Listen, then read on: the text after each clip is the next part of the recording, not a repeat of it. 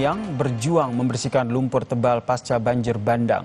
Sementara itu, warga Bener Meriah harus berjalan kaki untuk mencari kebutuhan pokok karena masih ada akses jalan yang belum tersambung. Di tengah keterbatasan pasokan air bersih, warga Aceh Tamiang membersihkan sisa material banjir bandang yang menerjang wilayah mereka akhir November lalu. Pembersihan rumah dilakukan agar mereka dapat segera kembali ke rumah setelah mengungsi. Warga berharap pemerintah segera memulihkan pasokan air bersih agar proses pemulihan pasca bencana dapat berjalan dengan cepat. Belum ada pemerintah, belum ada membantukan untuk di rumah. Nah itu sampai sekarang. Nah itu aja yang kami pun butuh juga. Itu pun seperti air-air ya, ada lancar juga. Nah, dari relawan banyak air-air yang disuplai ke rumah-rumah warga. Sementara warga Bener Meriah Aceh terpaksa berjalan kaki belasan kilometer untuk bisa berbelanja kebutuhan pokok karena masih ada akses jalan belum tersambung. Bupati Bener Meriah, Tagor Abu Bakar mengatakan jalan yang sudah tersambung dari Lok Semawe Bener Meriah, sementara dari Biren ke Bener Meriah belum terhubung. Yang lain belum, seperti dari Biren ke Bener Meriah belum, masih ada beberapa jembatan lagi yang belum siap, jadi belum terhubung. Berapa jembatan yang belum terhubung ini, Pak? Ada 3 jembatan, Enang-Enang, kemudian Tengah Besi, dan Umah Besi. Jadi ini belum tersambung.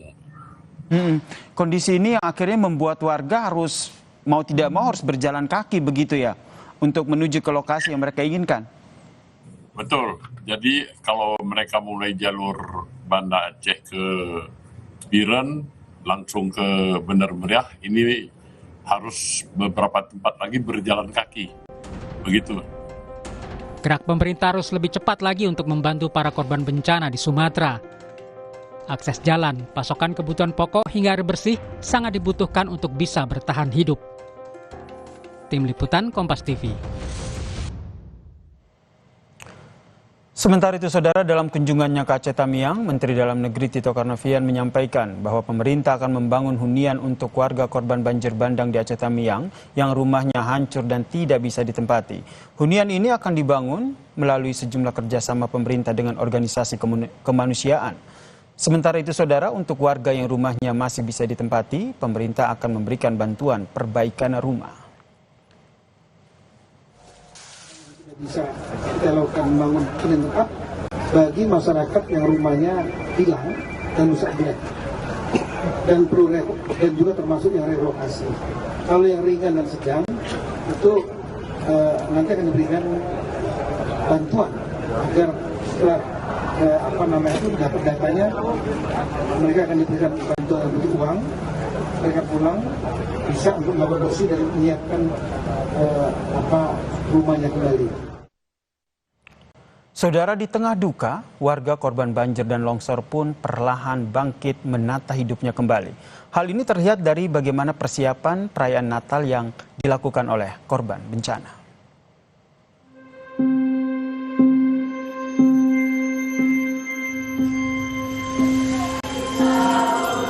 Sama-sama berdoa biar jangan ada lagi bencana longsor di desa kita ini.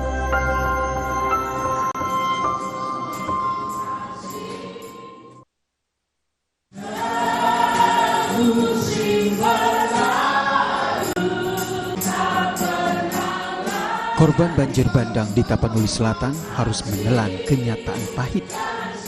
Tahun ini tidak bisa merayakan Natal bersama keluarga dan kerabat mereka yang telah meninggal dunia diterjang banjir bandang.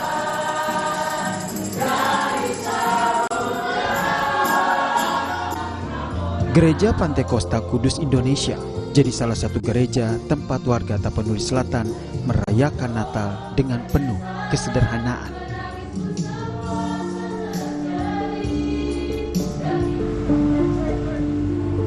Gereja akhirnya bisa digunakan setelah warga bersama TNI Polri membersihkan bangunan ini dari timbunan tanah dan juga lumpur. ibadah itu harus begitulah. Walau seadanya, walaupun sederhana, tanpa ada semuanya, ya kalau memang betul-betul hati kita itu sungguh-sungguh mau memuji Tuhan, itu tidak akan berpengaruh dengan keadaan yang darurat itu. Okay. Artinya pohon Natal belum ada, yang biasanya kita kalau Natal itu ramai dekorasinya, sama sekali belum ada. Jadi untuk mendekorasi satu hari ini nggak mungkin selesai. Jadi maka kita undur ke tanggal 24 supaya ada 2 hari lagi kita mendekorasi gereja ini, walaupun juga tetap kembali kepada sederhana apa adanya.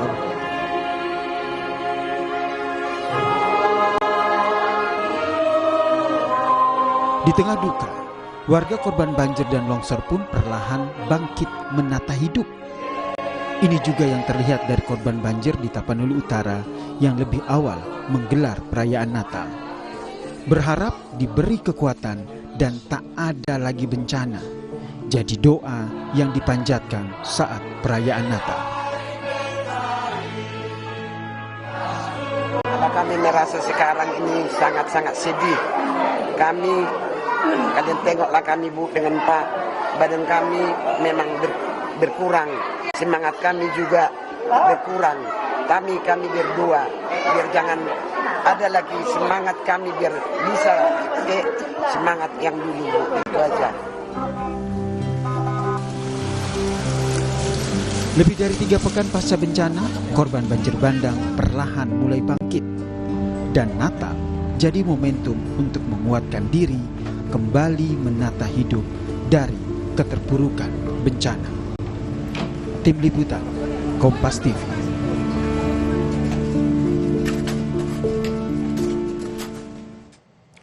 Dan 3 hari lagi saudara, umat Nasrani akan merayakan Natal, termasuk para pengungsi yang menjadi korban banjir di Kecamatan Batang Toru, Tapanuli Selatan, Sumatera Utara. Lalu apa saja persiapan mereka menjelang Natal?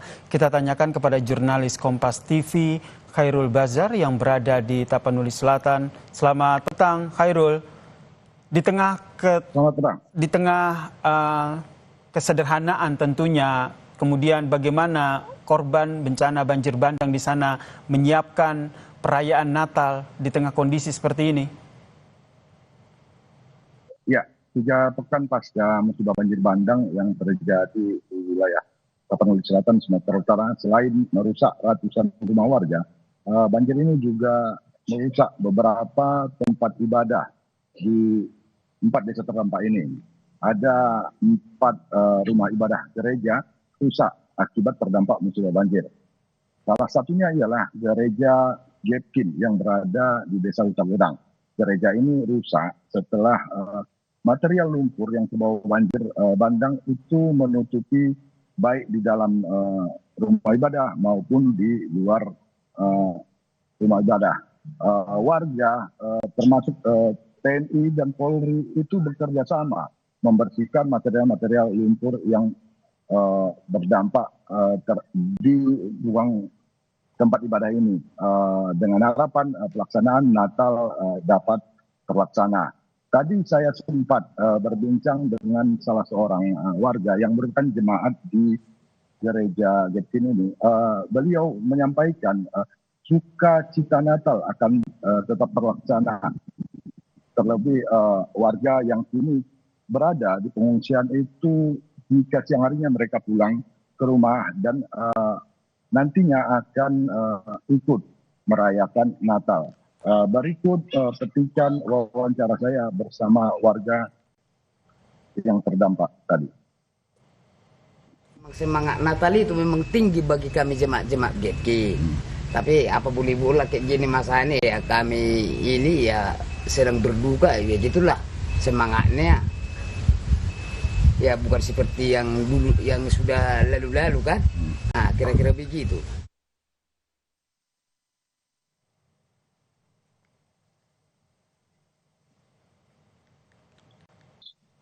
Ya. Ya, kemudian selain satu gereja yang tadi sudah bisa digunakan untuk perayaan Natal, bagaimana dengan kondisi 3 gereja lainnya? Ya, seperti yang saya bilang tadi, ada 4 gereja yang terdampak di 4 desa yang terkena banjir bandang ini. Sempat saya lihat tadi memang kondisi gereja sudah cukup memadai. Lumpur yang terbawa banjir kemarin sudah mulai dibersihkan. Seperti di gereja kecil ini misalnya, peralatan-peralatan elektronik di dalam gereja itu sempat rusak kemarin. Kursi, meja, tetapi hari ini mereka mulai membenahi kondisi ini. Alat-alat elektronik sudah mulai mereka beli atau ada sebagian yang diberi. Gereja ini mendapat donasi dari berbagai pihak misalnya untuk keperluan pada perayaan malam misa Natal tahun ini, dengan harapan perayaan Natal kali ini dapat terlaksana. Baik, kemudian sukacita Natal tahun ini tentu dijadikan momentum untuk kembali menata hidup begitu. Tapi tentu saja tak lepas dari bantuan yang hingga saat ini mereka butuhkan. Dari pantauan Anda, Khairul, apa saja yang hingga saat ini masih sangat dibutuhkan oleh mereka yang terdampak bencana? Ya, saya sempat melihat tadi ada beberapa gereja. Memang kondisinya sudah mulai membaik. Seperti penerangan di dalam itu sudah mulai membaik. Arus listrik memang sudah masuk ke wilayah, ke area pemukiman warga terdampak, termasuk di gereja ini. Alat-alat elektronik seperti pengeras suara sudah mulai dibenahi. Lumpur-lumpur pun juga sudah mulai dibersihkan dengan harapan perayaan Natal tahun ini dapat terlaksana. Untuk 3 gereja yang masih belum bisa digunakan, lalu bagaimana dengan jemaat atau umat yang di sana jika ingin melaksanakan ataupun ingin merayakan Natal? Apakah mereka merayakannya di posko-posko pengungsian mungkin atau seperti apa? Ya, saya tadi sempat berbincang dengan salah satu jemaat gereja Bikib. Memang saat ini mereka sedang berada di pengungsian. Tetapi pada waktu perayaan terutama di malam misa Natal nantinya, mereka menyebutkan tadi akan beramai-ramai untuk pergi ke gereja untuk melakukan perayaan. Saat ini mereka jika siang hari mereka pergi membenahi rumah mereka yang rusak, terus melihat kondisi atau memperbaiki gereja.